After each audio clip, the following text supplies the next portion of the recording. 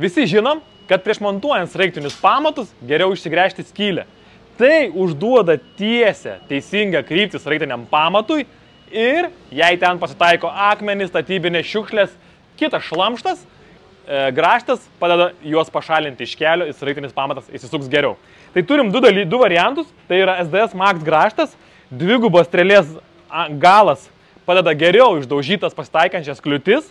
Turim 2 storius 30 storio ir 45, abu metro ilgio, kas dažniausiai yra, kiek mes sukam polius į žemę.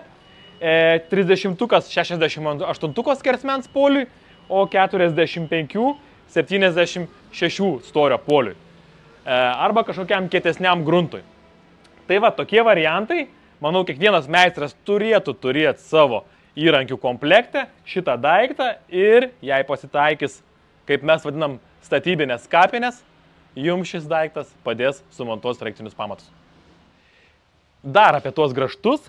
Šitas 30-ukas, tai standartinis SDS perforatoriaus grąžtas ir antgalis, o 45-ukas tai yra SDS Maxas. Tiks Max perforatoriams.